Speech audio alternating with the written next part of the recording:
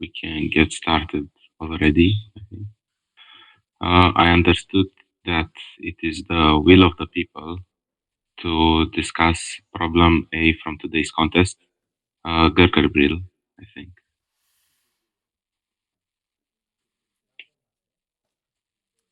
And the solution that achieves around 12 plus 3 log n queries, which should be enough for full marks. Okay, it works. Um, okay, I guess I'll just get started then. I mentioned that this problem basically is divided into two sections that each need an equal amount of care. Otherwise, you might not get any marks at all because the limits are very poorly set on this problem, unfortunately. Uh, the problem essentially splits down to two factors: uh, finding or getting three independent sets. I'll call them E sets, and uh, binary searching the neighbors.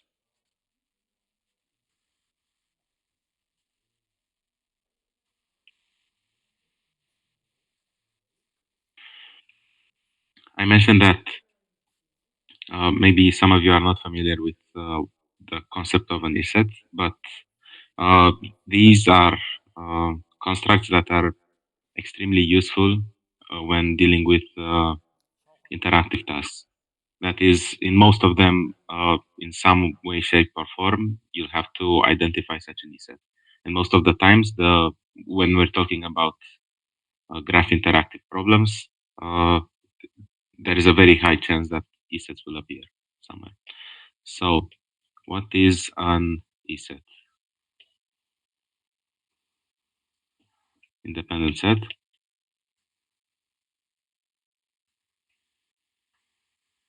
It's a set where all the elements within it are independent, which is very unsatisfying, I think. But in the context of graphs, it means a set S such that for any U and V in S, U and V do not share an edge.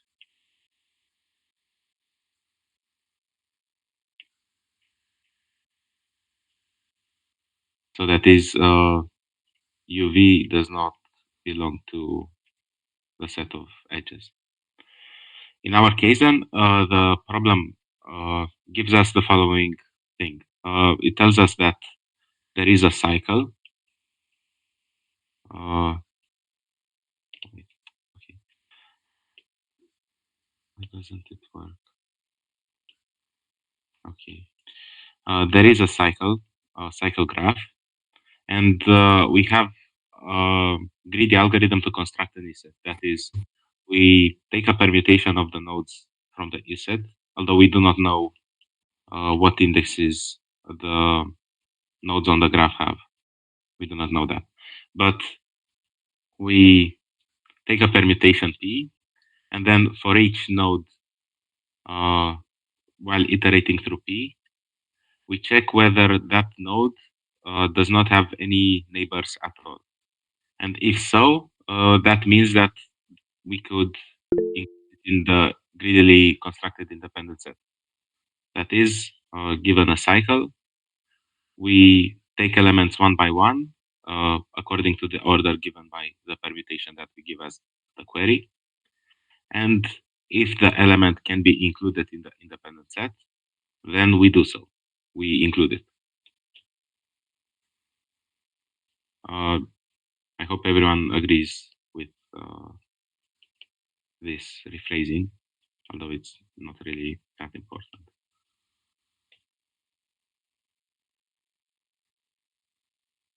So everyone understood what an ESET is and why the problem essentially gives us greedily constructed ESET.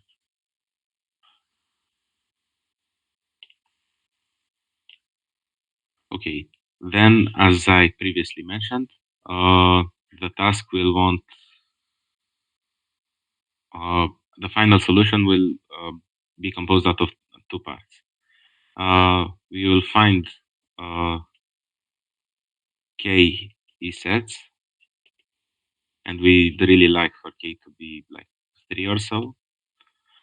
And then binary search the neighbors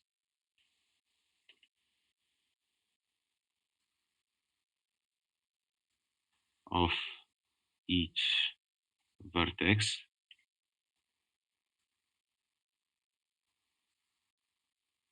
uh, in the sets. First of all, we can very easily find k where k would be around 6 sets, but we really need to find 3. I'll cover that later. But we can partition into a partition of the cycle into around 6 independent sets by repeatedly sending out the same permutation. That is, we send out 1, 2, 3, 4, 5, 6, n, and then the result will be an set that is constructed from these values. Let's say that these elements turn out to be in the A set.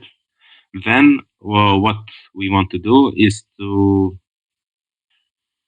query for an set that we can construct when ignoring all the elements that belong to the previous set. So then we would put every element that was did not belong to the previous set in the order, and then later add all the elements from the set. Um, it turns out that basically the okay, so I claim that we can repeatedly query for an set over and over like this and erase it from the original permutation and keep extracting a new set around 6 times, or 6 or 7 times. I'm not sure. Then, anyways, a small number of times. Uh, Around 6 times. Okay, so we can repeat this process around 6 times to extract a partition of n into 6 sets. This is because essentially what the algorithm does, except for finding an set on a cycle, is if we consider that we give out a query p, and then we look at the array where on the position I we plot p to the okay, so a of I is equal to p minus 1 of c of I, where c is okay. So let's say the cycle has values c1, c2, cn. Then if we look at each value uh, in on which position in P it finds itself in, then essentially the query to the grader gives out the list of local minima. That is the set of all CIs such that the position of the previous CI is greater than the position of sorry is greater than the position where we find the CI. So the previous element appears later in the permutation, and the next element also appears later in the permutation. Obviously, in both of these cases, it means that both the left neighbor and the right neighbor did not appear yet in P. So then they didn't take their seat. So then CI does not have any neighbors when he gets to the table. Is that clear so far? I might have gone too fast. No, it isn't. Good. Uh,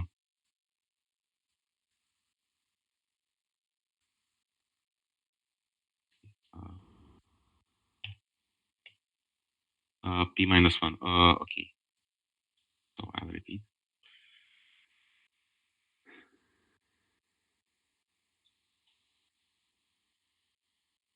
So consider that we give out a query. We pass the creator a query with the permutation P. So then what happens if P is like, let's say, 5, 1, 3, 7, 2, 6, 4, is that we ask one by one whether we can seat any of these people at the table, and which of them, well, obviously we can seat all of them at the table, but which of them, when they are seated, they do not have both of their neighbors on the already seated. P minus 1 is then the inverse permutation of this, which basically means P minus 1 of I is equal to the position of I in the original permutation. So then in this case, P minus 1 is equal to 1 is on the second position, 2 is on the fifth position, 3 is on the third position, 4 is on the seventh position, 5 is on the first position, 6 is on the sixth position, and 7 is on the fourth position. And it follows that P composed with P minus 1 is equal to the identity permutation, but that's irrelevant. Um,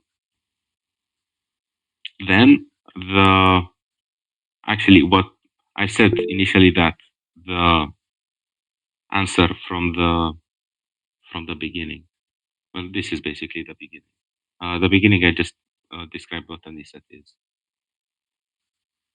And an set or an independent set is a set based on a graph such that no two nodes in that set have an edge between them. So basically, for a chain, this is an independent set because no, all of these nodes do not have an edge in common with any of them. Trivially, a, a set formed out of a single node is also an independent set. It doesn't have to be maximal because there is only one node in the set. So then it doesn't have an edge to any other nodes. This set is then not independent because these two nodes have an edge between them. So the set formed of the nodes 1, 2, and 5 is not independent. And another example, 1 and 4 is an independent set because they don't have an edge between them. So it doesn't have to be maximum.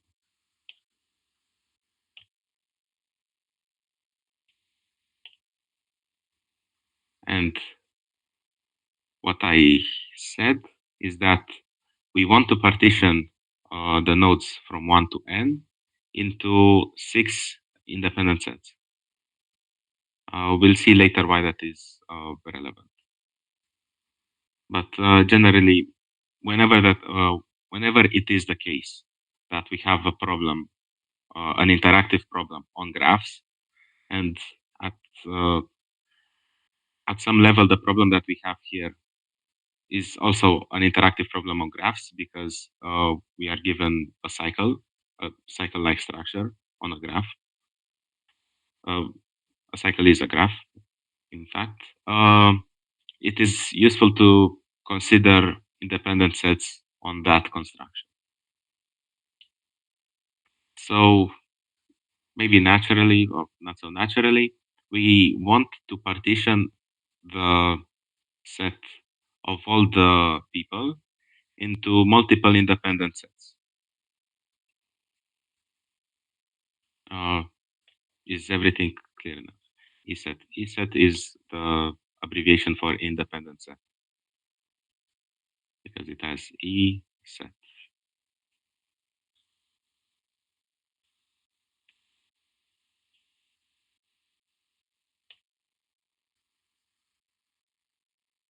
Why exactly 6? Well, this is a funny thing because it will not actually, we actually need 3, but 6 is a number. I was going to explain that shortly. It's an approximation. I'm not sure if it's actually six. It might be around maybe 10 or so. It's a lot, but it's not like linear or something. How am I constructing the graph? The graph is already constructed.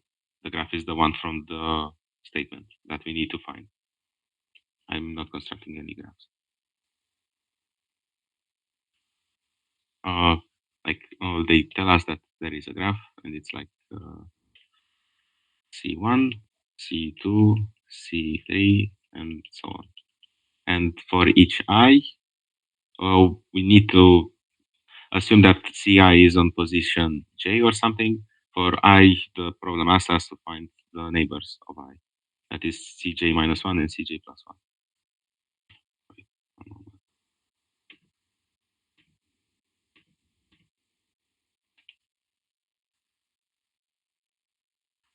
Can one vertex be more than in one set? Well, technically that might happen, but okay, that is very useful when we get to k equals 3, which I hope is really at the end because it's very unpleasant to deal with that and sort of almost out of the scope of the problem. But okay, let's say that we are very smart and we partitioned one n into those six sets or whatever I mentioned. But unfortunately, some of these seed sets, all they contain, like all of them, somehow they all contain numbers 2 and 3. To make this a partition, we can just erase from every other element uh, the values that have already been represented in one previous E set.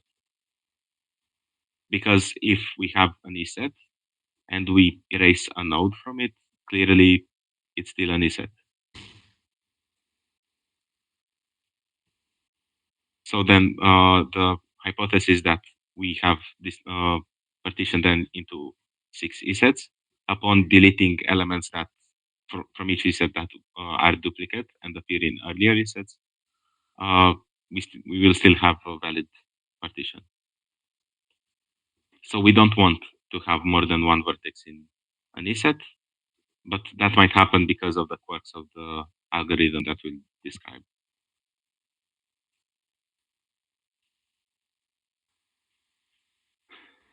Um, as I tried to mention earlier, a trivial way of constructing a partition of n into some number of E sets, I claim that it's around 6, which is too much, but okay, uh,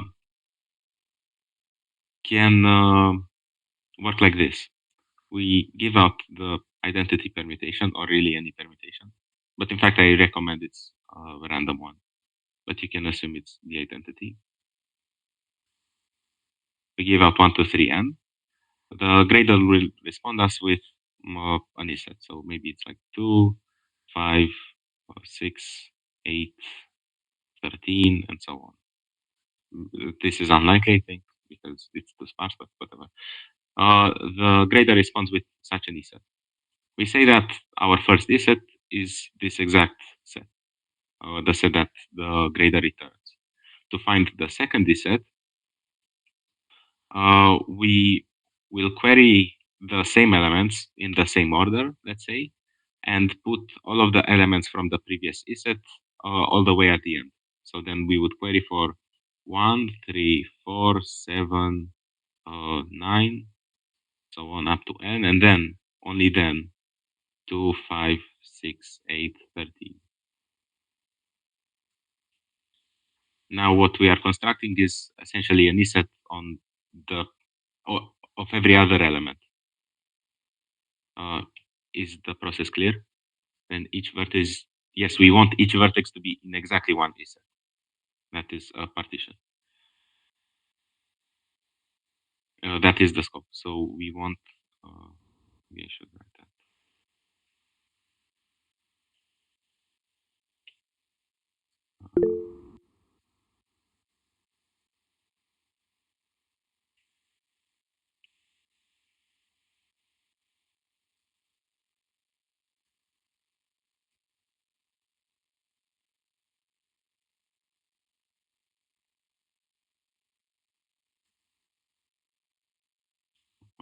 U belongs to Si, and yeah, that's it. Or maybe there is only one. So this is what we want. A partition into k sets such that each element belongs to a single one of them. Every element from 1 to n.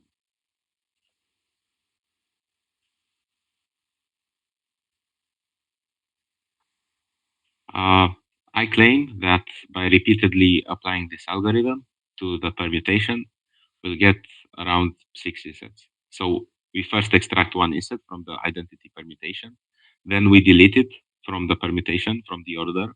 We have to add it, but we'll add it at the end. Then we get the independent set from every other element without those. We get a second set. Then out of that, we have another set. We exclude it from the permutation. And we'll put it at the end. And find the third set and so on until we have no more elements to distribute into independent sets. How can we find the edges after partitioning? Yes, that is the second half of the problem. And I will get there. Uh, but it is essential that we have this construction, that we find this partition. Does anyone want me to explain why this algorithm, which won't get full marks at all, splits into around 6 independent sets? I'll explain how to actually get a partition into 3 and why it might happen that there are 3. But uh, does anyone want me to explain why this exact process splits into? Yes. Okay. And so I shall. Okay. So as I mentioned before, let's say that we query P, and instead we look at P minus 1. That is so if we query P, let's look at some value on the cycle. Let's call it Ci, and see at what time it appears in P minus 1.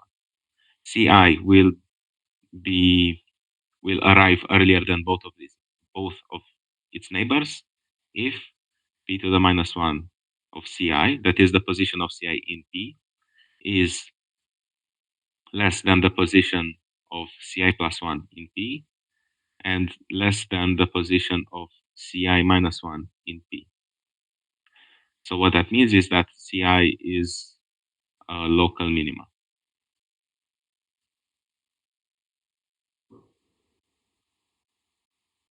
Uh, Good so far. If p is a random permutation, we can empirically prove that uh, there are around n over 6 local minima. Because technically speaking, let's take a local minima and try to construct randomly the permutation from it onward. And see when the next time we'll get local minima or maxima will happen.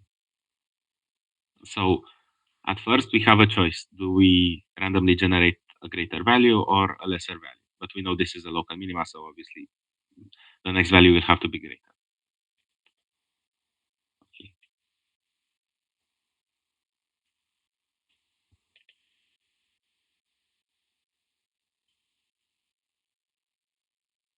Then for this value, do we generate a greater value or a lesser value? And if we generate a lesser value, then we have a local maxima. We can approximate the count of local maxima to that of the local minima. Uh, and in fact, just calculate the number of local extreme values and divide that by 2, and it would be the local minima, the count of local minima. So then if this doesn't happen, if the next element isn't a local maxima, then we kind of have a 50% chance to go upwards and a 50% chance to go downwards. And since we won't go downward, then it means the probability to keep going on is around 1 over 2. We approximate it to 1 over 2. Uh, then, after we generate another greater number, there is another probability of 1 over 2 to go to the next value, and so on. And I'm not sure. I think the yeah, I think n is around 10 to the fifth. So then, if for every such element we repeat this process like 8 times, uh, okay, we assume that, sorry,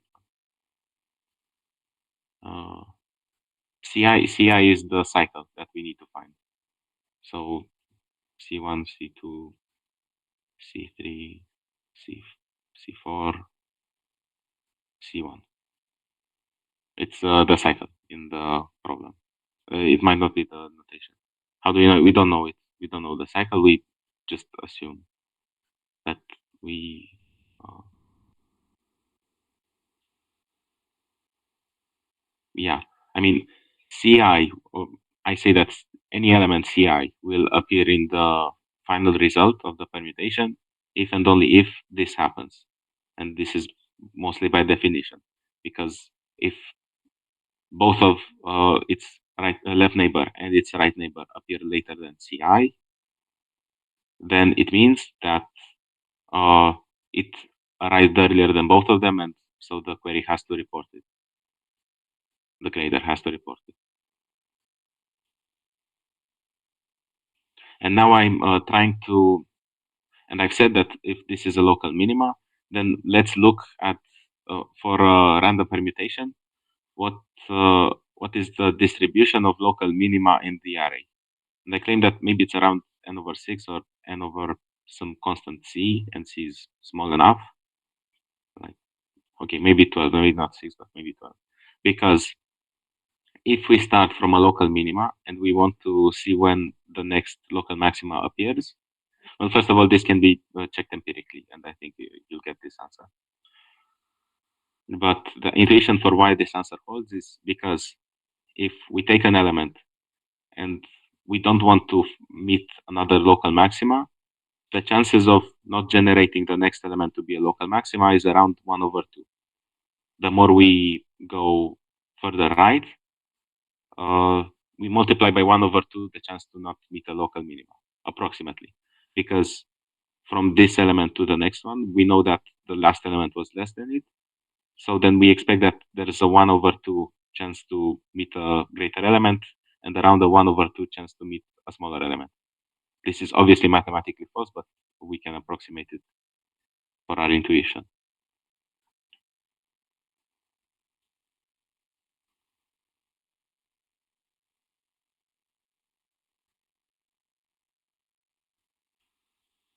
So then after 8 such iterations, there is a chance that, okay, after 8 unsuccessful iterations of finding the local maxima, we have a chance of about, I don't know, something like,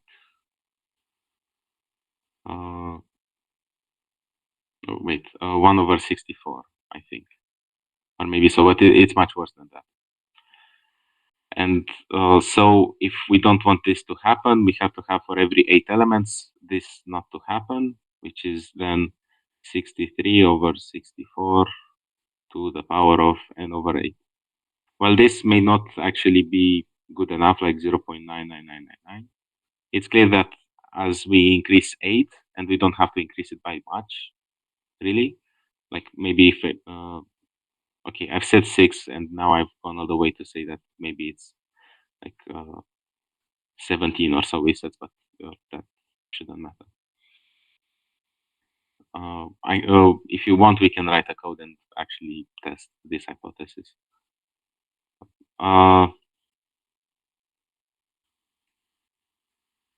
The more we increase this number, the higher the chances are that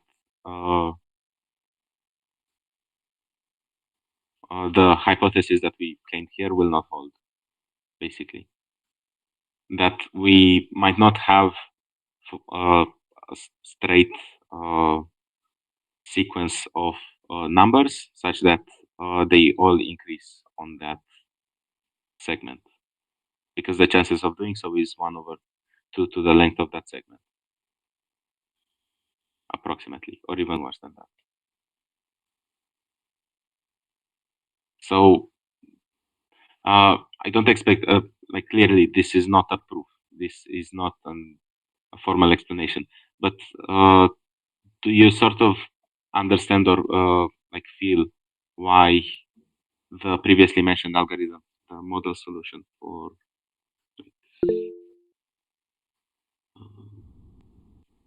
yeah, I hope I'll find one such model solution, but I'm not familiar with it.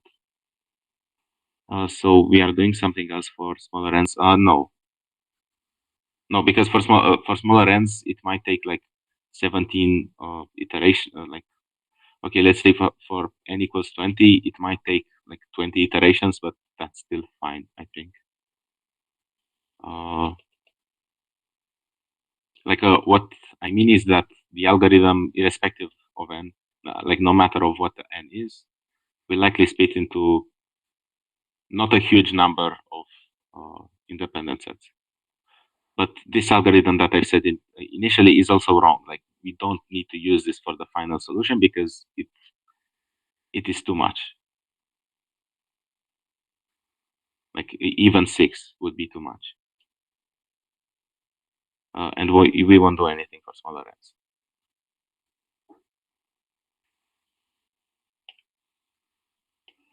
Okay, so we know how to find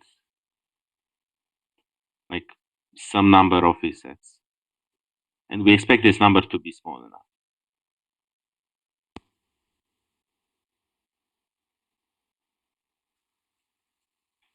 Let's call them S1, S2, SK.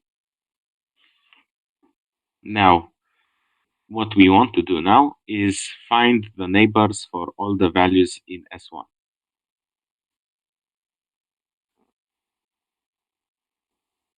Wait, I just realized something. That's a bit weird.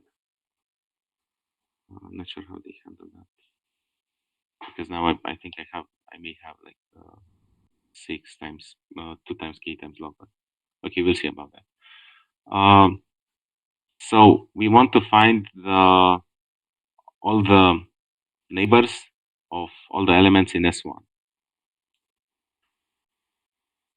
Uh, let's just, for the sake of the argument, assume that S1 is equal to just a single node.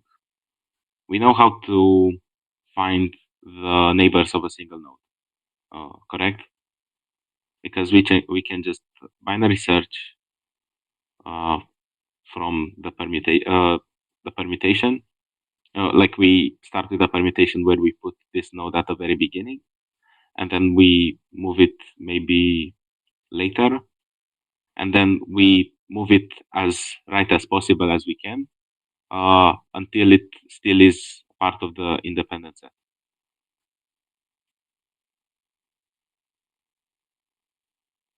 Correct? We Is that clear? That we can binary search. Okay, thank you, Sardor Salimov. Okay, now what happens if S1 has more elements? Someone raised their hand, I think. Did they?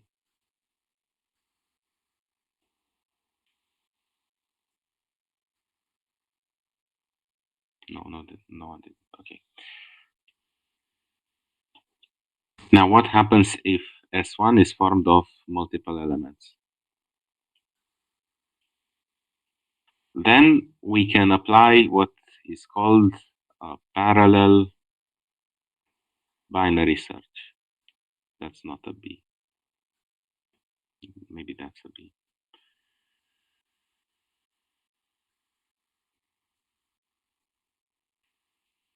How that happens is because wherever we might place these elements in the array, like, let's say U1, U2, UK, we start like this: 1, 2, n. No matter where we place these elements in the array, their position, that is the position of any other element except for uh, the, if we fix one element, the position of any other element will not affect its result, because all of these elements, no matter how uh, close they are in the permutation, how early they are in the permutation, how late they are in the permutation, they are not neighbors of the fixed element, because this is an independent set by definition. So that means that we can put U2 at, we can put UK at the very beginning and U2 at the very end, and it would not change if we'd put UK at the very end with U2 as well. So the result for any UI, whether it's still in the independent set after shifting it further in the permutation, does not matter, is not influenced by the relative order of any other element from the independent set, only from those that are not in the independent set. Is that clear? That every element acts independently?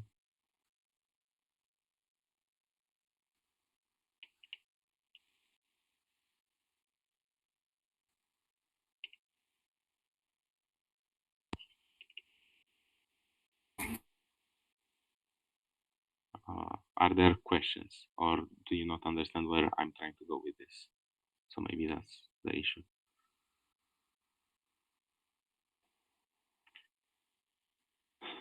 What we can do now is the following algorithm, basically.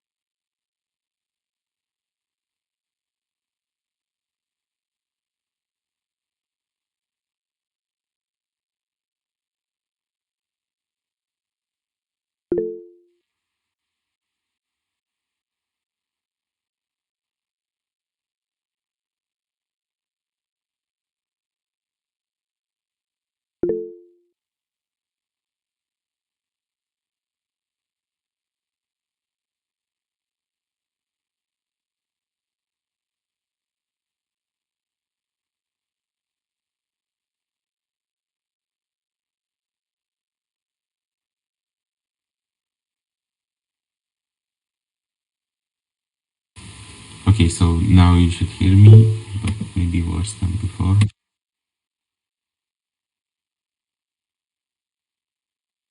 Okay, I bought a new microphone and apparently it's not working, so I apologize.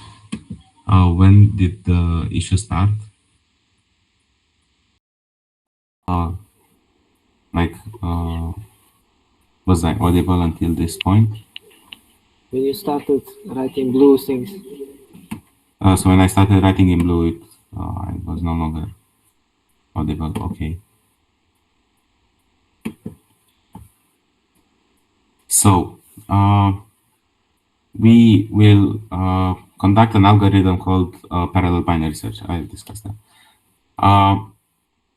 Let's say that normally for U1, U2, or UT, if we were to binary search just for one of them, what we would have during the binary search is a range where we know that the sought value appears.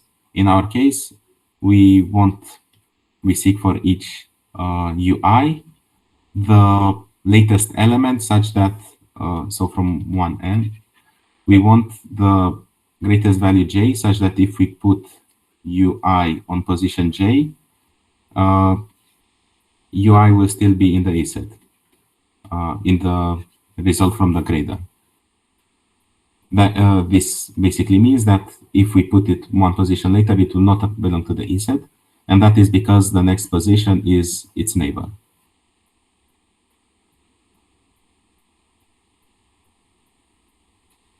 So this is why we can apply binary search. Okay. In such a binary search, for each of the elements, we would have a range in which we would know the sought value appears. Initially, for every one of these, it's 1 to n. Then, in the binary search, we will take the middle point of these two endpoints, and then insert UI at the position of that midpoint. So in the starting case, we will have basically 1 to up to n over 2, then u1, u2, ut, all of the elements from the independent set, then n over 2 plus 1 or something like that, and then all the way up to n. After that, we don't expect to get the same result from every one of them, clearly because the binary searches should yield different results. So we might find that u1 is still in the A set after so many operations. How we find that is, yeah, I'm going right now over how we find the neighbors.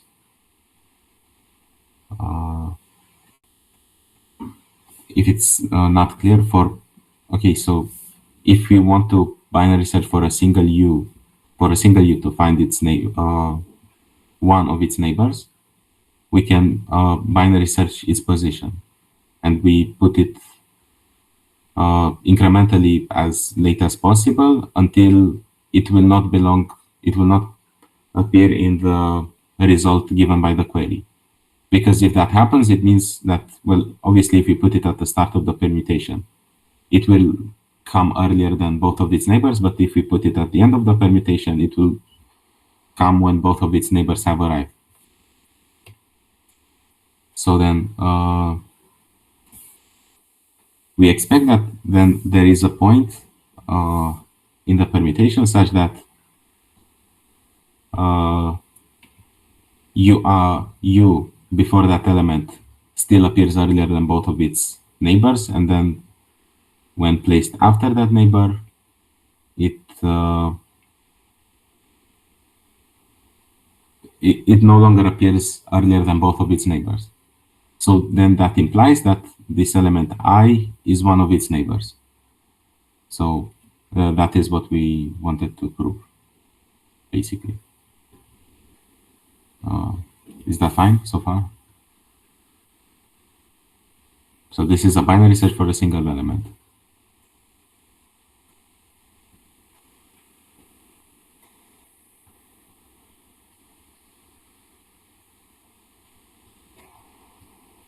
And for multiple elements, since shifting and permuting all of the elements from the independent set and putting them in random orders somewhere in the array, that is the relative order of u1 to u2 does not matter. We can do a parallel binary search, because obviously u1 will never have an impact on the result of u2. Like u1 could be at the beginning of the array or at the end of the array, and u2 will still get the same result of whether it's included in the greedily constructed independent set that the grader constructs, or if not. The position of u2 of u1 for u2 does not matter. So then, if we have to just do a binary search and then put u1, u2, ut at the middle point of the array, then we might find that some elements are still in the independent set and some are not. For those, it means that the neighbor is further left, while for the others, it means that the first neighbor is further to the left. So for some it's to the right, for some it's to the left. In such a case, we just adapt our binary search the same way we would if we wouldn't have all of these elements. that is for U1, we would continue our binary search from M to N. For U2, however, we will binary search from 1 to M. And for UT, in this case, we will binary search from M to N. And then again, we take some new midpoints, M1, M2, and MT. We will place U1, U2, UT at those positions that we have from the binary search, just like that. So then we'd have like U1 is here. No, sorry. U2 is like over here. This is the midpoint. U1 and UT are over here.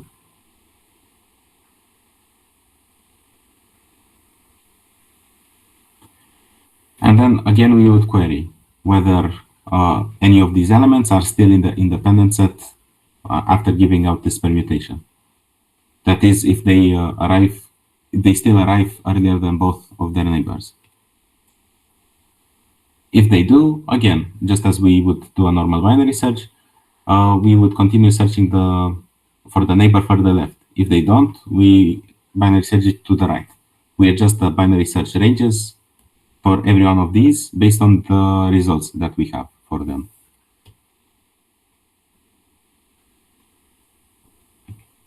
So is the parallel binary search clear now?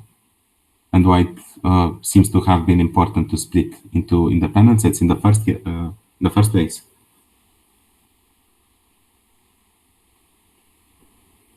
Clear. Hooray. So then, what is the time complexity of this algorithm?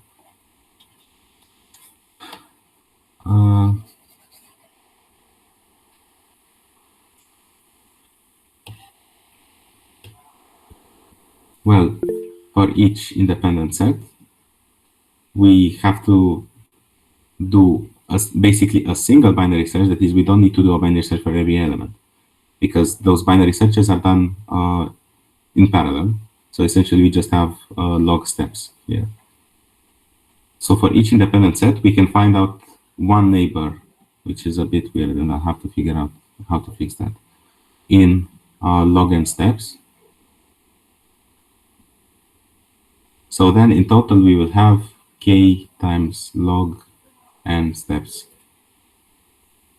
What the hell?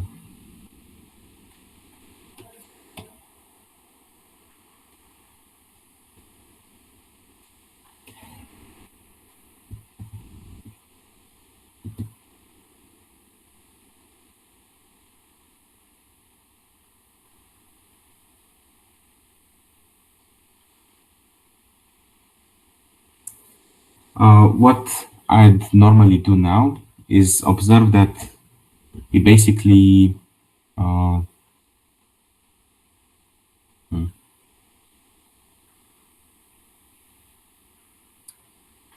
so after this, after whatever happens here, we won't find the answer, unfortunately. We will find like sections of the cycle, but we might not know how to connect these between them, which is basically useless because obviously at the start we knew that 1, 2, 3, and so on appeared on the cycle, but not the order. Now we have bigger blocks of length maybe 2, but we don't know how to merge these between them. What we can do instead is the following.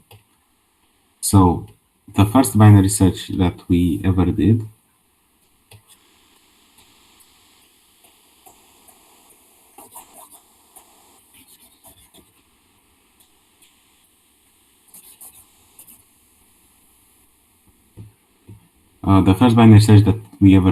found out the first neighbor. So first,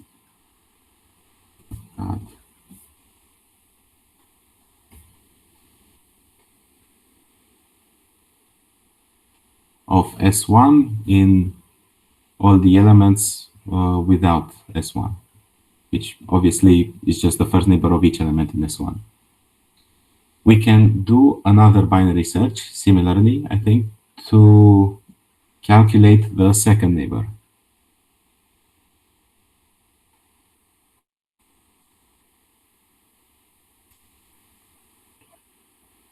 which instead of binary searching on one n and seeing how further left we can put a u1 in this array, we binary search on the reverse array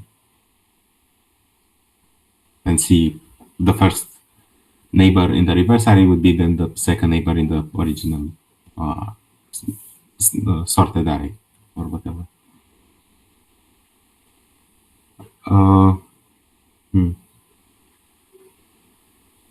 Wait, and it's a bit weird. Maybe. Um,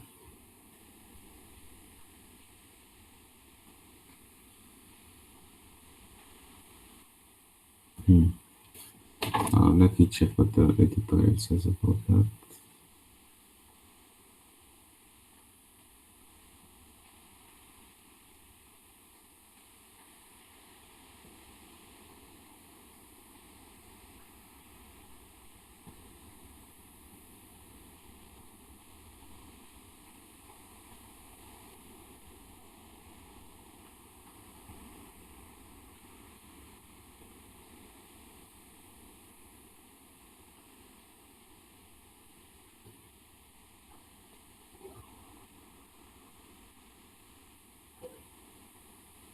Okay, so normally what I would claim is that by the time we get to have to binary search for S2, and it seems that this sort of reasoning works only if there are three sets.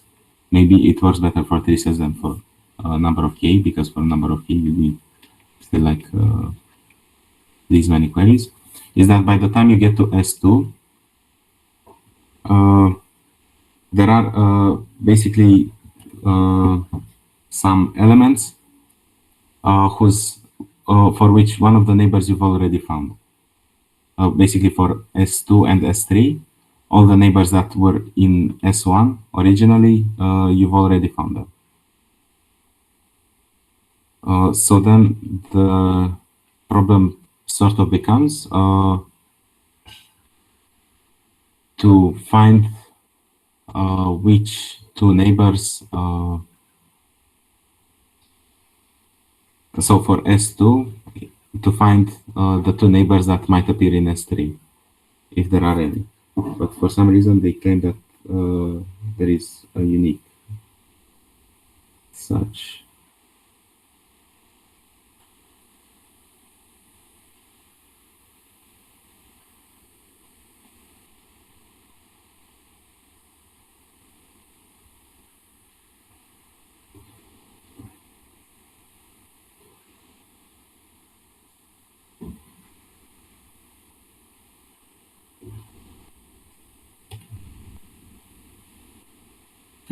Yeah, so in the parallel binary search, we keep the range that we would have normally for a standard binary search.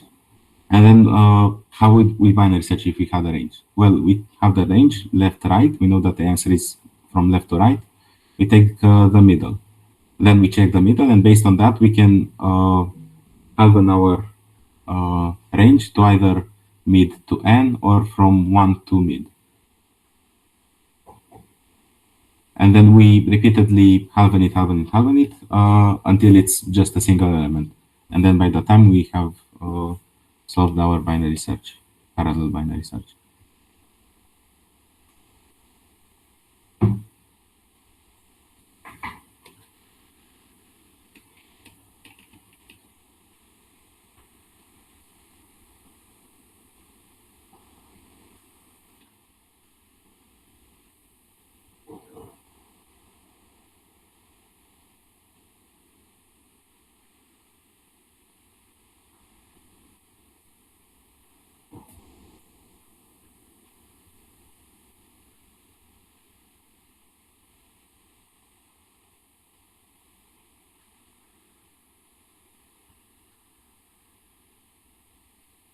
Okay, it's a bit frustrating because they claim that basically this case doesn't exist. That I think basically by randomness or whatever, maybe that's what they are basing their claims on, which is a bit stupid because there are cases that are very easily constructed. for any independent set. By that time you get to it, there is just one single neighbor in the other set, which is wrong.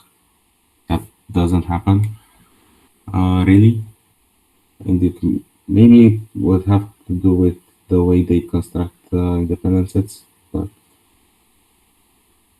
I don't think it's that relevant. So the final complexity might be like 2 times k times log n, because we need to binary search both the first neighbor and the second neighbor. Obviously, for S2, for example, if there is an element for which we've already found one of its neighbors, that is from S1, we can just exclude S1 from the binary search. That is, S1 won't be in the range where we search the neighbors for S2. We put it at the end. Sorry.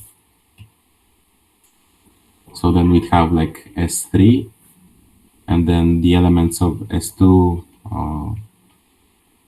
merged with those of S3 based on what things from the parallel binary search give us.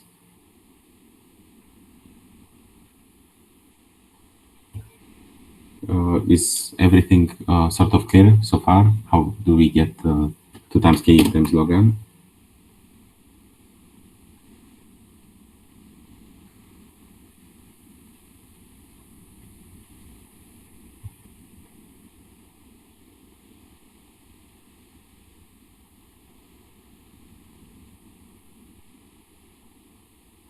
Okay. Now on to how they claim they construct 3 independent sets.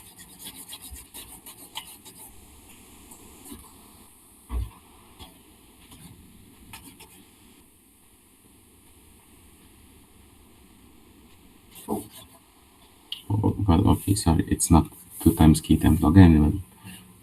This technicality matters. It's 2 times k minus 1 times log n. Because obviously by the time we get to S3, all the neighbors of S1 have been found, all the neighbors of S2 have been found. So all the remaining neighbors of S3 that could not have been found have to come from S3, but they don't exist. So for the last set, we have no binary searches to do. So then it's 2 times k minus 1 times log n.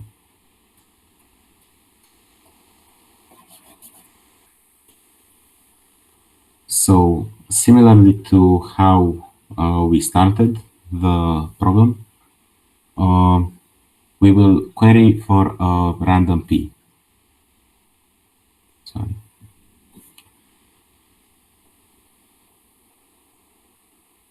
And then we would get an E set, just a regular E set. Instead of continuing to subtract E sets from the same permutation, we just now query for another random P. And we get another E set, and then another random P, and then we get another E set, and so on. Apparently, one has to do this around 6 times to get a collection, a family of E sets such that no element does not belong to any E set.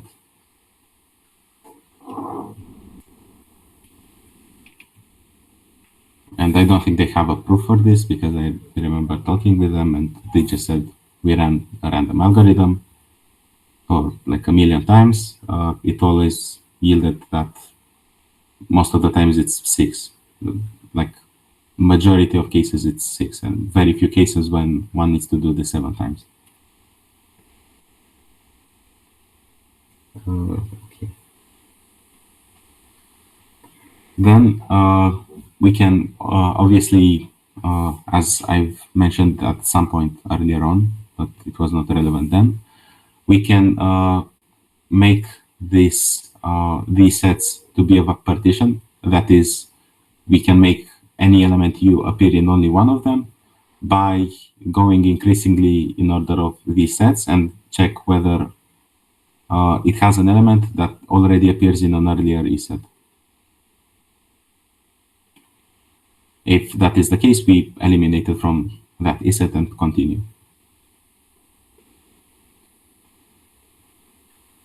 Uh,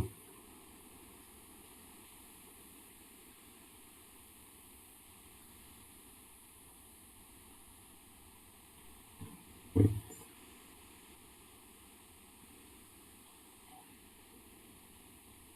I might not be that useful at this point because what they further claim is that we can merge any two such independent sets by and get from these 60 sets to around 3 by just taking randomly like two of them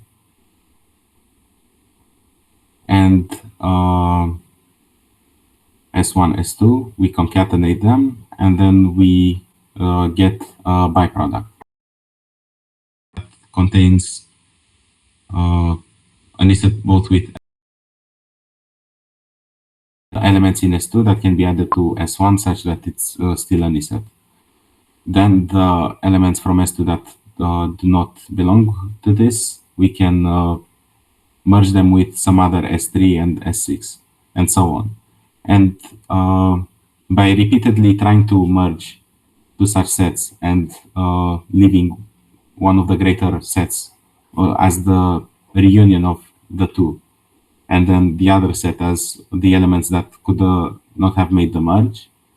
If we repeatedly do this for like all the pairs or a lot of times, we they just simply claim that we will have three sets by the end.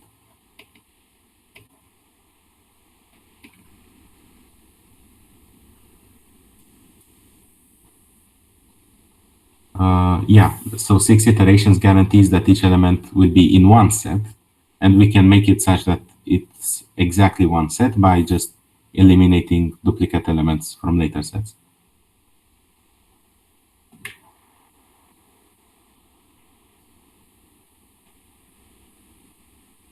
How do we merge them into 3 sets? Maybe the source code has a better explanation for that than I do, but from what I know, one just takes two sets, S1 and S2.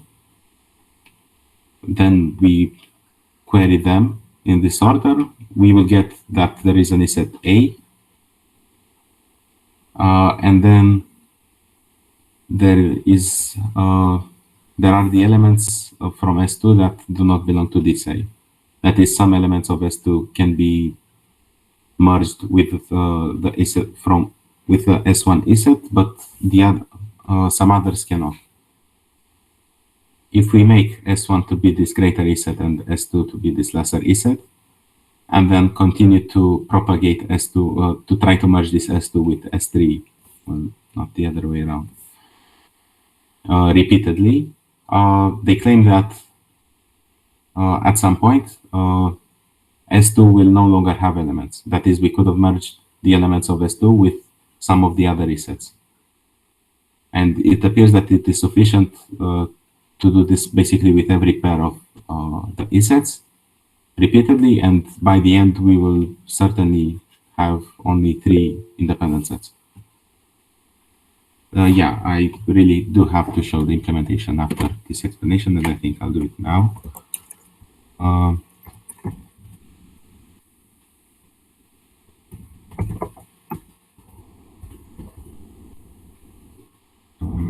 It's so slow, unfortunately.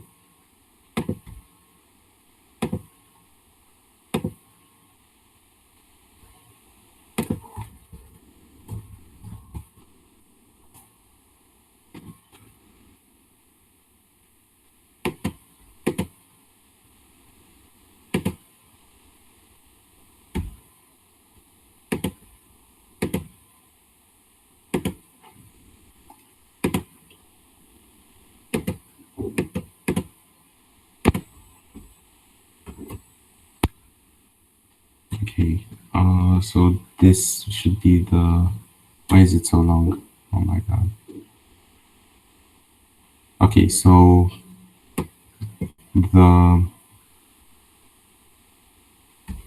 this partitioning is happening in fine partition.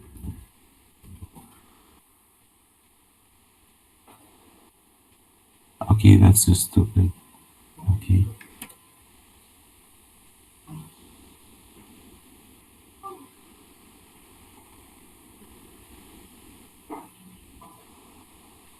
Oh,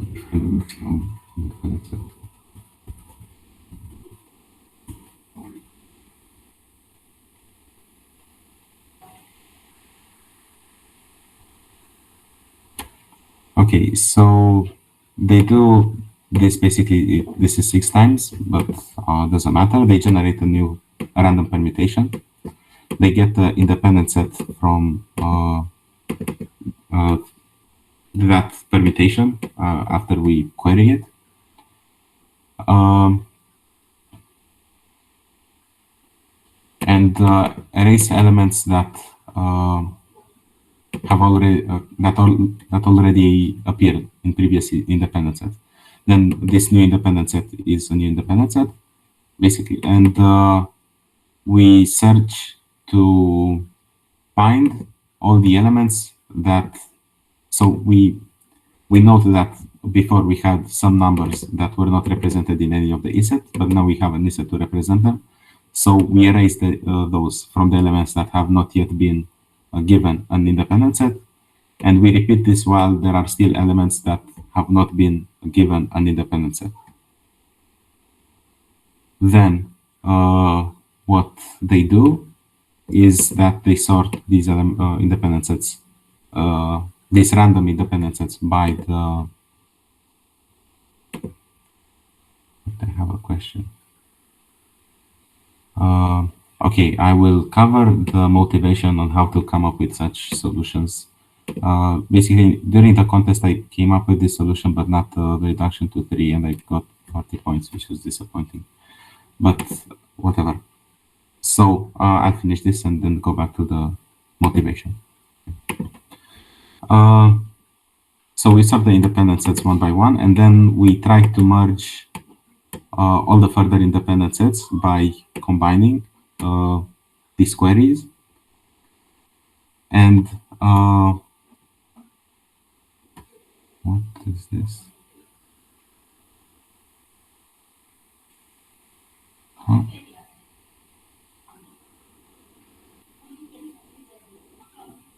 Oh, okay, I get this. Okay, so we add the independent sets. We try to merge them one by one. We get a result from them. We get a result from the merging of the two E sets. That is the elements that we could have placed together and still form an E set from the two things. And then we take the intersection of the result that we have from the query with the set of the two E sets. So wait, maybe I shouldn't share just the tab, I'll share the whole screen.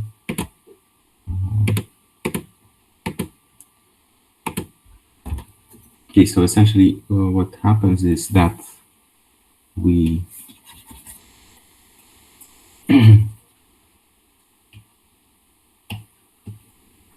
so we have S1, S2, S3. We try to see what elements from S2 we can insert in S1 while keeping S1 to be an independent set. This can be trivially done by just querying S1, S2, and then all the other elements. And then from this, we get an independent set, but we intersect it with the reunion of S1 and S2 because that is what is relevant for us, the intersection of these two elements, of these two sets. Because otherwise we might have some junk that we do not want to insert in this order, and we really need to insert the elements one by one in the size of the independent sets. Because otherwise these elements, they do not form really one of these independent sets, and then it becomes, it's not maximum is the issue. Then we add these sets one by one. Just as mentioned before, we put them in a query next to the greater set that we are forming, and then see what elements stick and which don't. So this is what happens here, basically. we get the merge set from what we already have with the new independent set. We process the query, and then we take the intersection of the independent set of all the nodes, but only those that belong to the merge set. This, they claim, is big enough independent set that would split the array into enough blocks that is almost one in every three elements belong to the independent set. Reason for which, if we just query the rest of the elements, if we try to form independent sets with the rest of the elements by placing the elements from the E set at the end, just as the initial algorithm did, we only need 2 more iterations to get the partition.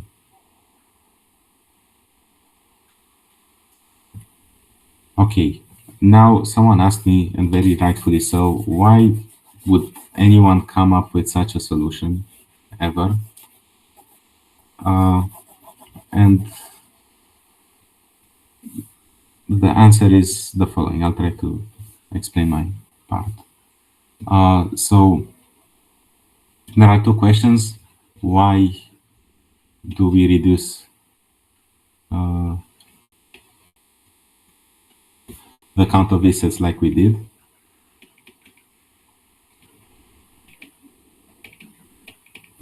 That way? Why do we reduce it like that? And the more fundamental questions, why independent sets? Well, first of all, because the query gives out an independent set. So yeah, that's not satisfying, I think. But 2 is because most graph interactive problems, they deal and give out information about neighbors.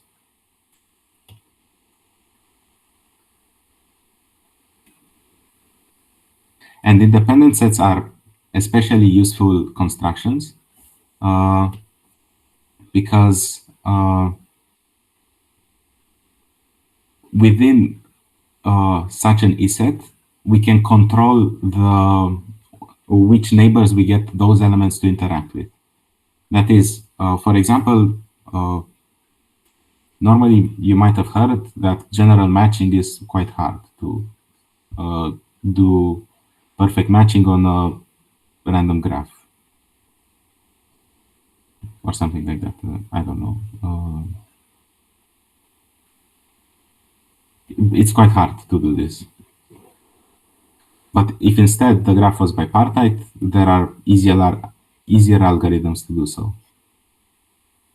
By selecting an independent set, basically what we do is fix this left part of the graph and then have it interact, and very predictably so, with the right half of the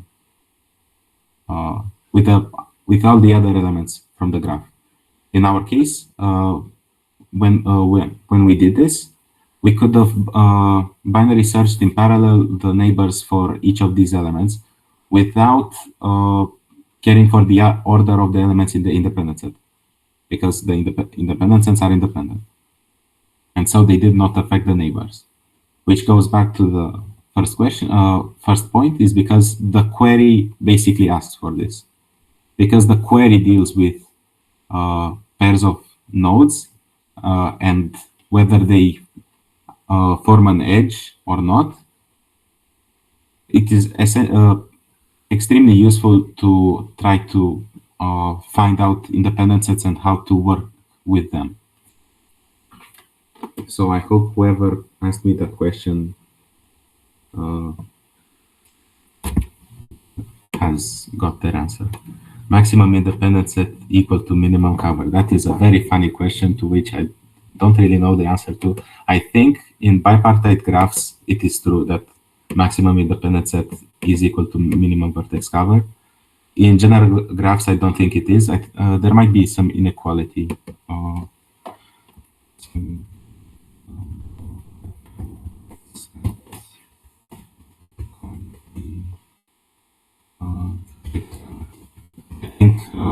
covers are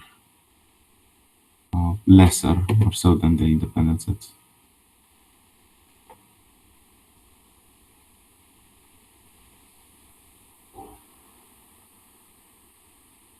Okay, it doesn't say.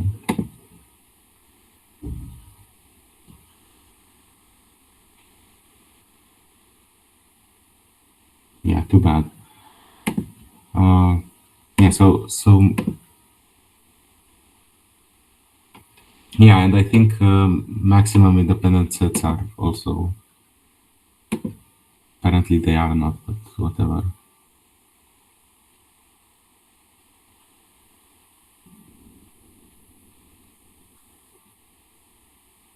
Yeah, I never knew that you could find, or no.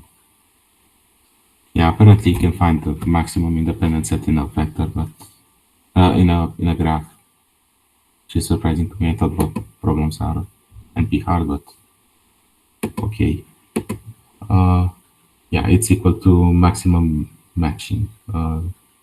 Yeah, there is some relation. I forgot which, like minimum vertex cover is all the nodes on the left side that are not in the independent set and all the nodes that are on the right side that are in the independent set.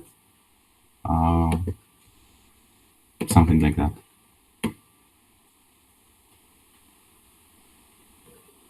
But I very rarely got to work with them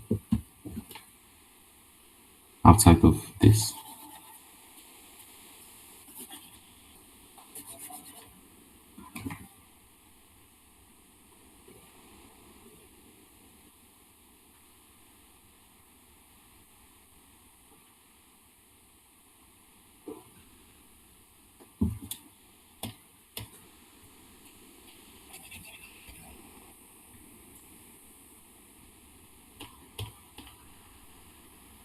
Okay, I think I can start talking about what I wanted to cover today, which will be obviously a bit shorter, but that's talk about anyway.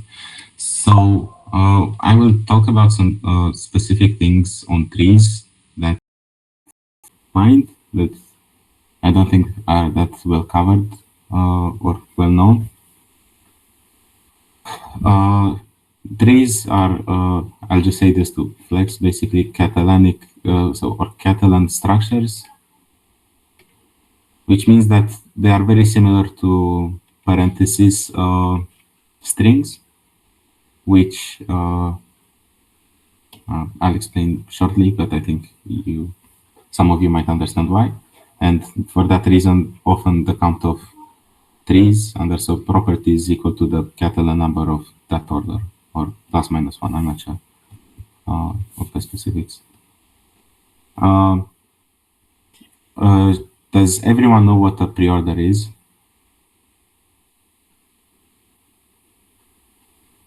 The preorder of a tree. I have one thumbs up. That makes me glad. No, someone gave me a thumbs down, so I have to explain what a preorder is. Okay, so trees are the best thing from graphs because they are the only thing on which you can actually set a problem on. Like on graphs, it's hard to set an interesting problem in, and it mostly always has to deal with shortest paths. But trees, they are much more versatile, and you can do a lot of things on them. But trees by themselves, they are, so basically the definition of a tree is an undirected cyclic graph, uh, which basically means that, okay, it's undirected and it has no cycles. More often than not, we like to establish roots in those trees. That is, we select a node and we claim it special for no reason at all. Some properties will follow after such a selection, because if we check at if we look at the subgraphs formed by cutting each edge adjacent to such a node, these graphs will be independent. That is, all of the things on the left will not have any edges to all of the things in the right. This is obvious because this graph should not have any cycles. So if we can go left and then to some node and then to some other node, and then from that node upwards until we get basically to the right, then that means that there is a cycle, which is not allowed. So then the subgraphs formed from by cutting each edge of the root are disjoint.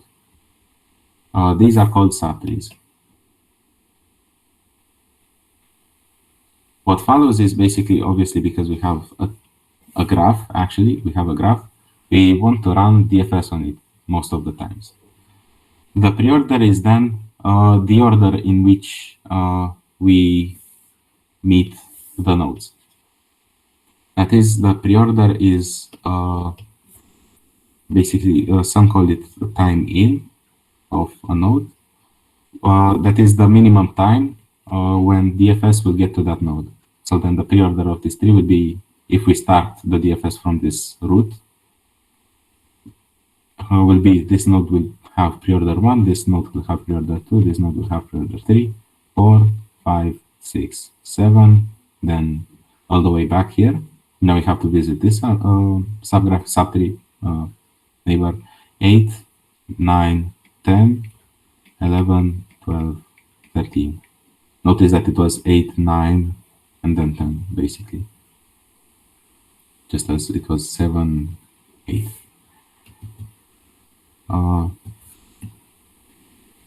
To the person that did not know what a preorder is, do you understand now?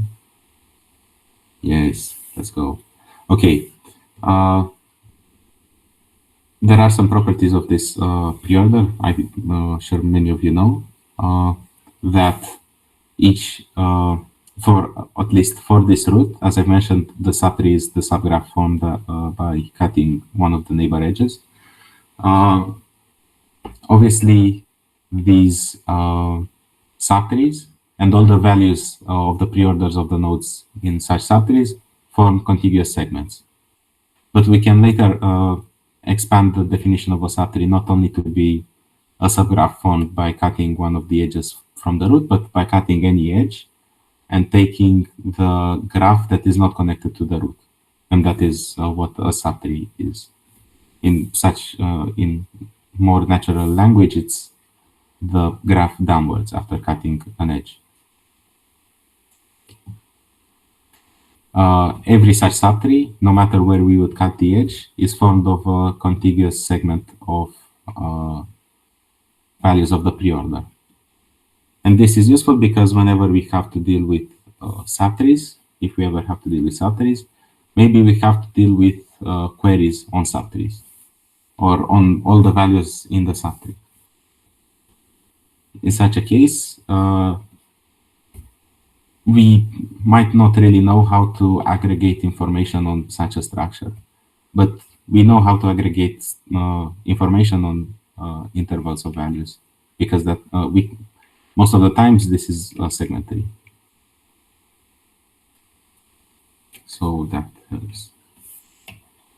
Okay.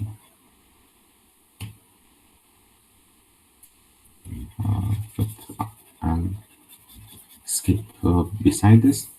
Another thing that appears in trees after selecting a root, the following definitions follow.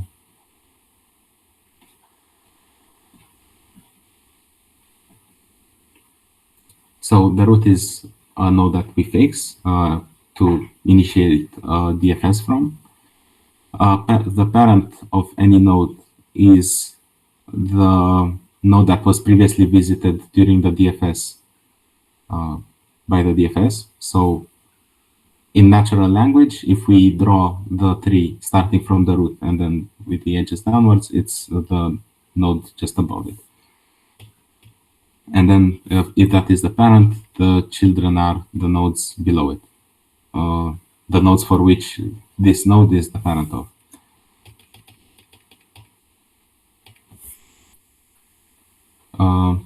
Then another useful thing in some cases is to consider paths.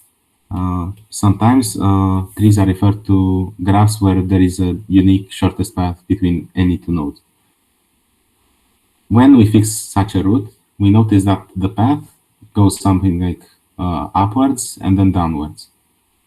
And so it is useful to find the pivoting point where it stops going upwards and then it starts going downwards. This is called the lowest common ancestor.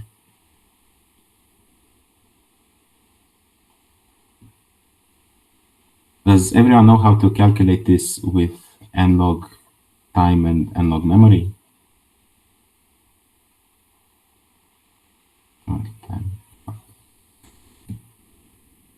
Yes, hooray. Okay, then I will maybe blow your minds and tell you that it is possible, and I'm a very big fan of calculating the lowest common ancestor in O of n. Well, pre-computing a data structure, let's call it, in O of n time, for which we can do an of log query. Still logarithmic, unfortunately, but you'd have O of n memory, which is often very useful because of cache misses, and sometimes large amounts of memory slow down the algorithm. And the implementation is much simpler, I think, in many cases. N-log n time and O of n memory. Well, technically it's like Q log n time because we have log n for every query, but the initialization of the data structure happens in O of n, both time and memory, of course.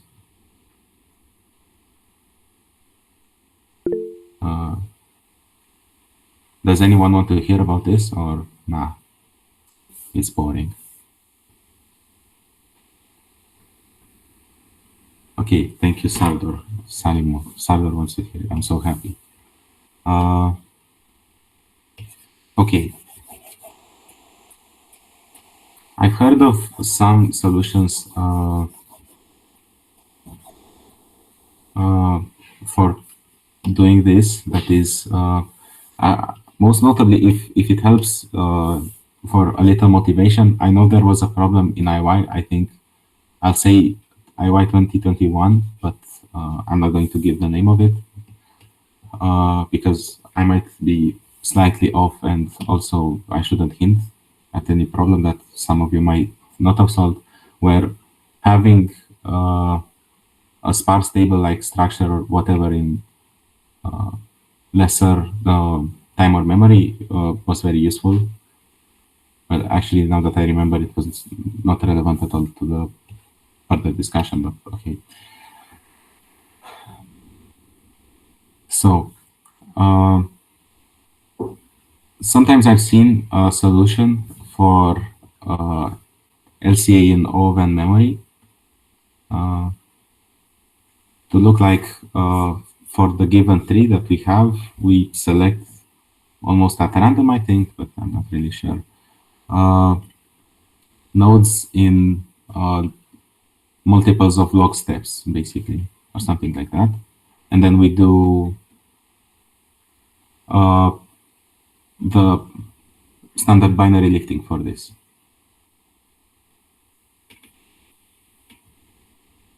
The issue is that such an implementation is horrible. I do not recommend it. But what it tries to do is to centralize, because for most of the times when we have a tree, like for any one node, we might not really need to know the 16th ancestor and the 8th ancestor and the 4th ancestor and so on. Because like, okay, if your father were to know like the 16th ancestor, then why would you know it? It's mostly useless. Like the only case when it would help you is if the ancestor that you are binary searching is exactly at that specific point, and it cannot be any upper. It has to be at that one point. But if that is the case, you can maybe just go like 8, then 4, then 2, then 1, then 1, or something like that. And because of that, what the blocking solution, which I'm not sure how it really works, tries to do is to centralize in some positions all the information about the ancestors. That is, only for some nodes we calculate the 16th ancestor, 8th ancestor, and so on. And any other node would have to query to one of these centralized nodes if they want to go any further higher. What we seek to do in our solution, well, the one that I know, is the following. Instead of centralizing all the information in each node, let's create, at least for a line, a data structure that can still work, but to binary lift, but for each position we would have exactly one pointer. So instead of having log pointers for each of the random access queries that we might have, we only have one of them, and it's useful enough.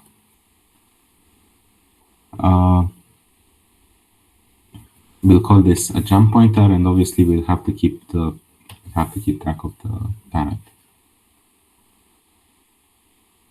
and parent.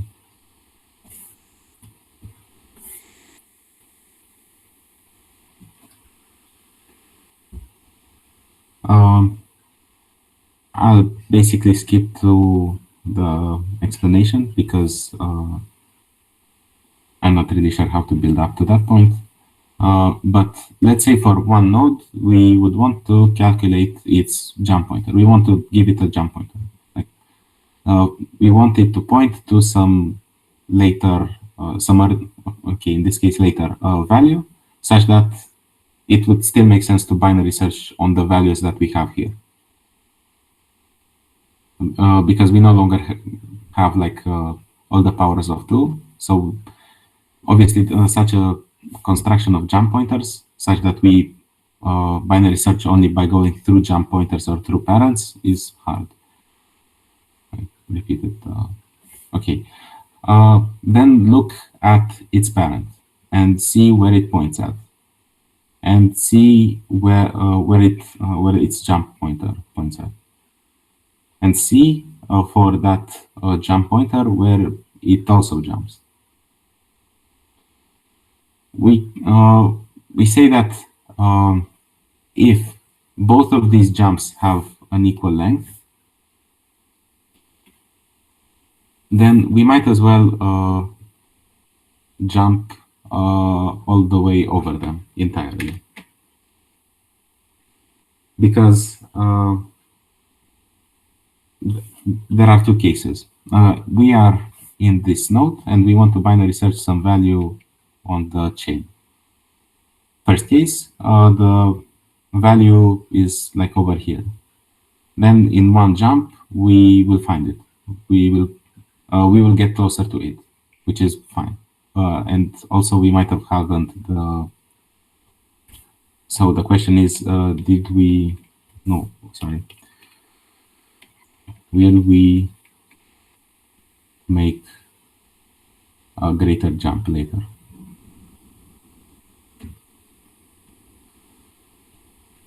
And so if we jump over all of these, if we were to do such a jump, it is important that we will not do basically jumps of length like 10 every single time, because obviously that will lead in a linear time. It is important that for our structure, after we do a jump, that the next jump has a probability to be much greater, whatever that means. And we'll see when we construct the final solution. But if the value that we want to binary search is not after that particular jump, then we can this subdivides into two more cases. The first case where it's between the parent and its jump pointer, and when it is between the next jump pointer and the next jump pointer. In such a cases, we get to both of these two ranges in still one query. But then the question remains: will we make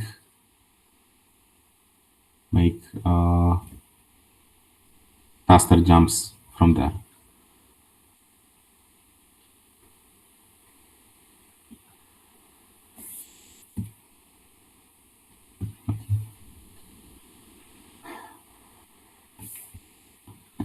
In such a case, I will just reveal that the construction that we will have, the way that we will construct jump pointers is basically just what I've mentioned.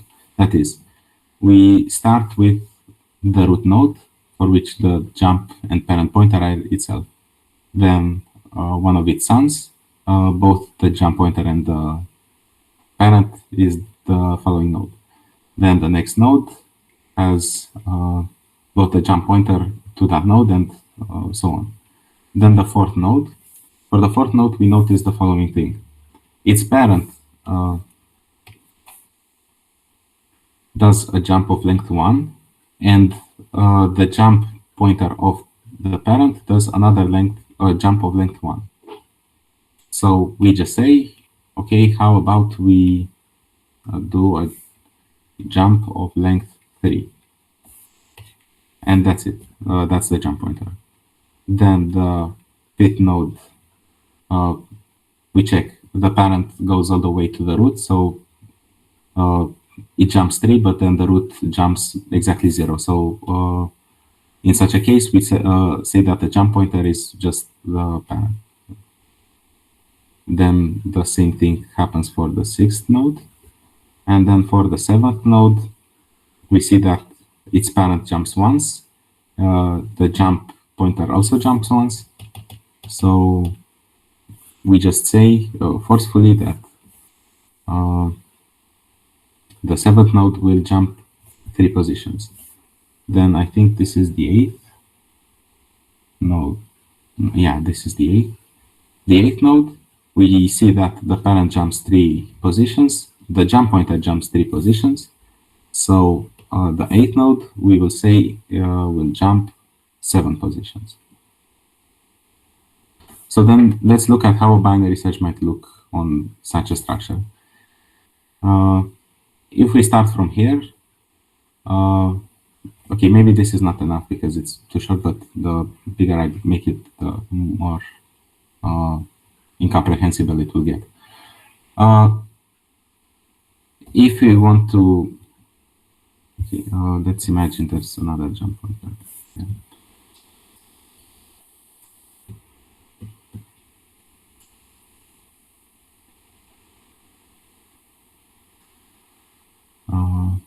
Maybe, I guess.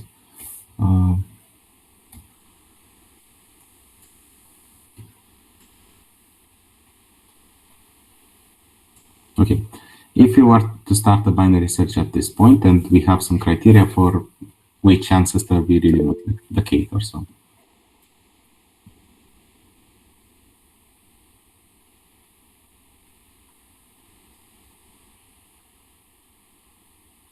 Yeah, but that's yeah, that is a solution, but I do not recommend it because the entire point of this jump pointer solution is to have a solution that improves the constant factor. So technically, yeah, that is a solution that has linear memory. But I do not recommend it because it's like so hard to implement. Well, this I will showcase an implementation is quite easy to implement. Like it might take like 20 or so lines. Whereas here you'd have to initialize a segment read and you'd have to build an Euler tour, which I personally am not a fan of, but okay. And then minimum, whatever. Does anyone want me to continue to explain why this structure yields log2m complexity for any binary search? Or would anyone want to? Yeah, of course. Sorry? Talking about the special points. Okay, so normally during standard binary lifting, we have like log jump pointers. That is because we want to be able to, normally when we do a binary search on an array, we can very easily calculate the midpoint, but that's not true for trees. We cannot easily calculate the midpoint or the kth node on a chain. We cannot do that. Then we know that we can binary search on powers of 2 instead on any array. That is, we start by trying to make a jump of length 2 to the power of k, then trying to make a jump of length 2 to the power of k minus 1, then try to make a jump of length 2 to the power of k minus 2, and so on. This is feasible to be placed on trees because that means we only have to calculate a jump pointer from any node, 2 to the power of k position upwards, 2 to the power of k minus 1 position upwards, to the power of k minus 2, and so on. So then like 16, 8, 4, and then 2. We might want to do that. We do that, and that's binary lifting. When we calculate the 16th ancestor, 8th ancestor, and so on. But we want all of them memory. So then the question is, how do we distribute the information? How do we construct a system of jump pointers such that we can still on the tree? That is, from this node, we either use the jump pointer or the parent pointer and still get to our destination fast enough in log n time. I said that the way, like basically out of nowhere, I said that, and I'm sorry for that, that these jump pointers will initialize as follows. So for the root node, the parent and jump pointer will be obviously the root node. It makes no sense to, there are no further nodes up the tree that we need to binary search. Then for its son, for the first node, both its jump pointer and parent pointer will be the root. Then for the second node, we say that both its jump pointer and its parent pointer will be the node. But then for any node u, if its parent jumps a length of L up to the jump pointer and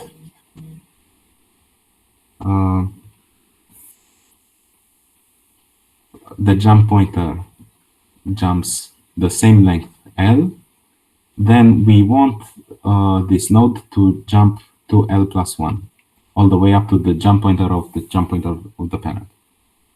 So then this third node, because the second node jumps only once, its parent, and then the next node jumps again only one time, we will initialize the jump pointer of this third element to be to have length 3, that is all the way up to the root. These two elements, similarly, both their jump pointers and their parent pointers are the next node. And then we get again to this node. We see that the parent jumps once, the jump pointer of the parent jumps again once. So we say that we want to jump 3 times, a length of 3. Then this node, we see that its parent jumps 3 times. Then the node it jumps into jumps again another 3 times. So for these reasons, we say that we just want like that's it. That's the definition. We will jump 7 times. Is it clear how to initialize this data structure? Although it's like maybe out of nowhere.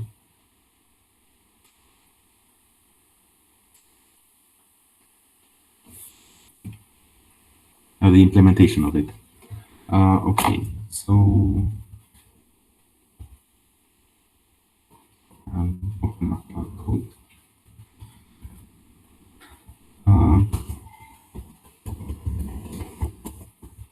Okay.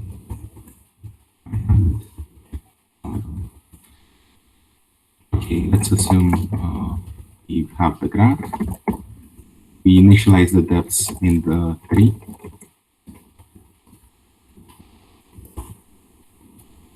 So obviously the depth of the son will be the depth of the father, parent plus one. And we have to take care of.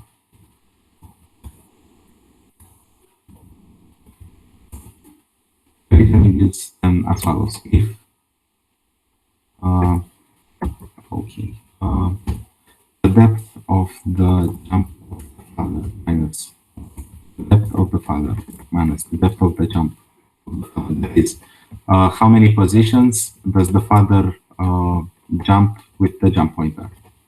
How many? What is the length of the jump pointer, basically? Is equal to the length of the jump that the jump pointer does. Then we say the jump pointer of the node will be the jump pointer of the jump pointer of the father. Otherwise, the jump pointer of the node will be just the father. And the parent of the node is obviously father.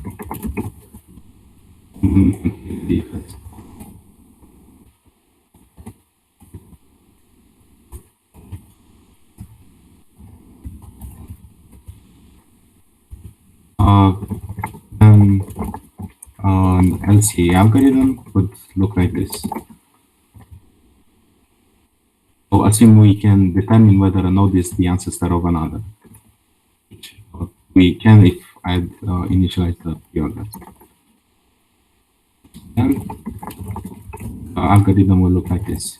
While not is ancestor, while x is not an ancestor of y, if the jump pointer of x is not an ancestor of y, then x jumps to the jump pointer. Otherwise, x jumps to the parent. That's here.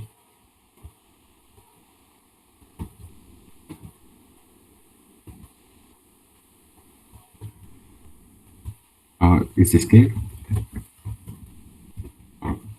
It's not really that clear.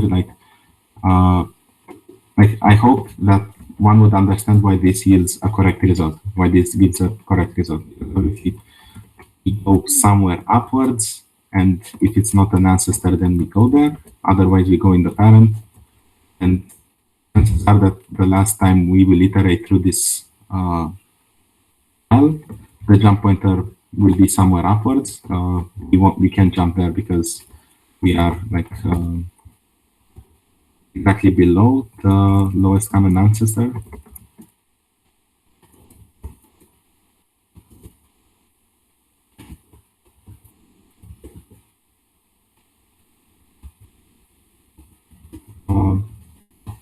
We can do any jump pointers from this because we'll go above the common ancestor. So then we'll go in the parent.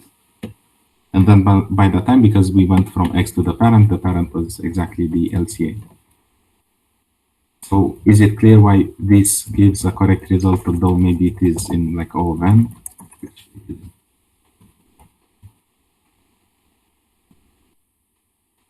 Yeah, so the way to check ancestor is with time in and time out with the preorder. So like yeah,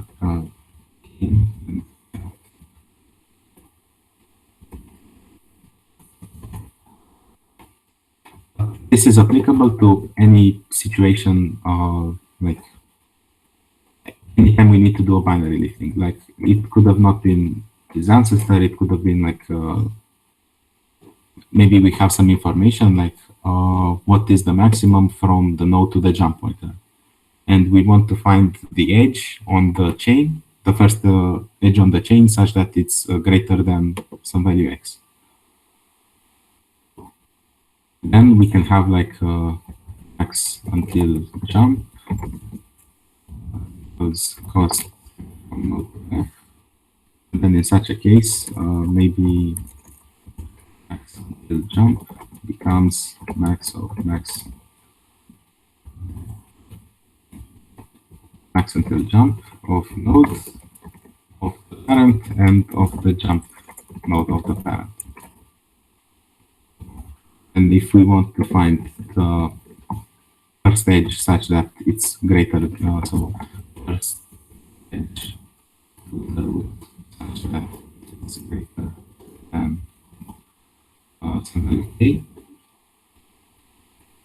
then I'll post x in parent of x is less than k, maybe. If x until jump of x is less than k, then x becomes the jump. Otherwise, it becomes the parent. And this works. Same structure for jumps and parents works. We can store information in the associator. We can store exactly the same information. Although it might not be that easily updatable, but the binary leafing initially wasn't updatable as well.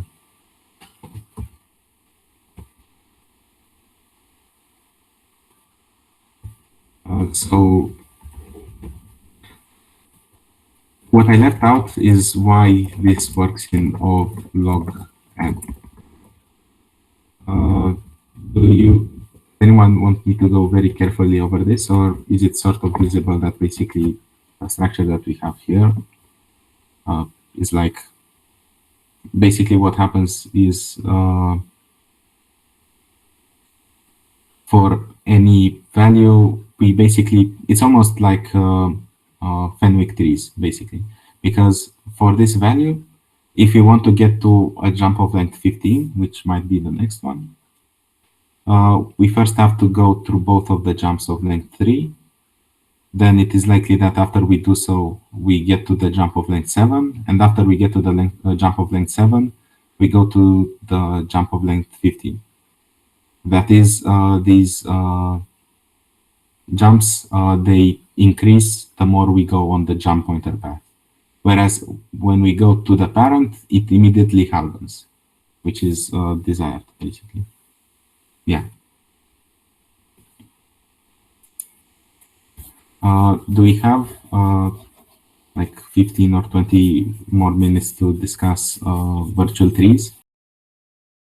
Translating the implementation for them, because as a concept, they are pretty easy, I think.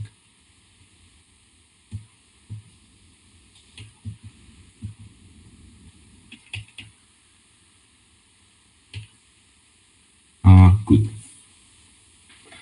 So virtual trees are constructions that appear, and very rarely so, but when they do, they are very useful.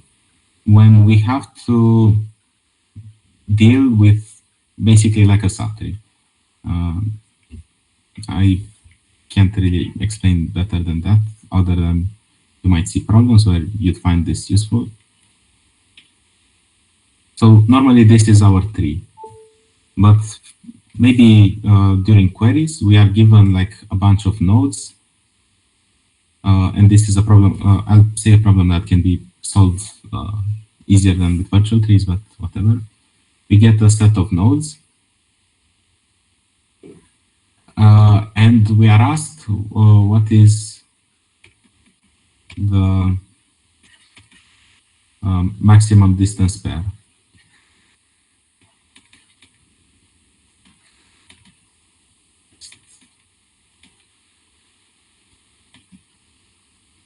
So from any two nodes that we get from this tree, we have to find the pair of maximum distance.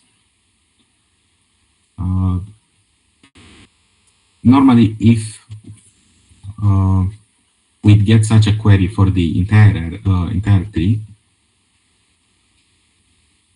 then we can apply like a DP approach, or almost DP approach, to find what is this is called diameter. That is, for each node, we keep track of the greatest, the longest path in its subtree and the second largest path in its subtree that comes from a different node altogether. And either we consider the path between those two, or we tell the parent that, hey, you have path starting from me all the way down here of some maximum length. I hope everyone knows how to. It probably likely be solved with a virtual tree. Not really. Virtual tree is our technique. I mean, virtual trees. I mean, technically, maybe. I don't say that there isn't a bijection basically between small to large and virtual trees. Like technically you can, but small to large I wouldn't really recommend because normally it deals with different things. Like small to large is when we have to aggregate information on the entire subtree and to combine subtrees together. But virtual trees, and there is a very good task that I will give as homework. They are more concrete on the set of nodes that we operate on. Like technically the information that we would get in virtual trees, we can put it as a small to large, but that's just so much horrible to implement. But yeah, they may solve the same problems, if not small to large may solve some more. It's often pretty hard to write small to large. So then in such a case, we want to find, as I said, the maximum distance between any u and v from the set of nodes. And now we think, oh, it would have been so nice if the set of nodes that we had was like an actual subtree inside the tree. Like it wasn't like random nodes all over the place, but like a connected component, basically. Because if it were the case, then we could have just applied the algorithm for the entire tree, but restricted to the nodes on this connected component, and then we had the answer. Virtual trees try to bridge that gap by constructing a structure that basically just looks at these nodes and says, okay, fine, they don't have to be connected, but let's make a sparser tree where they are connected.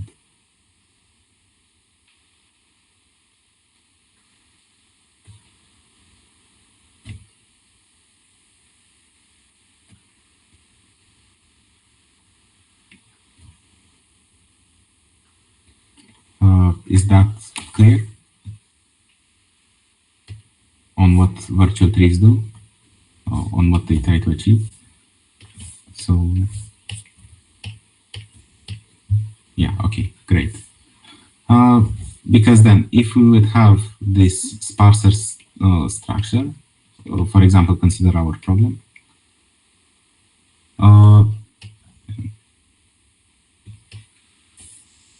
And for example, these are the nodes that we know were given in the set, and these are some artificial nodes that we added.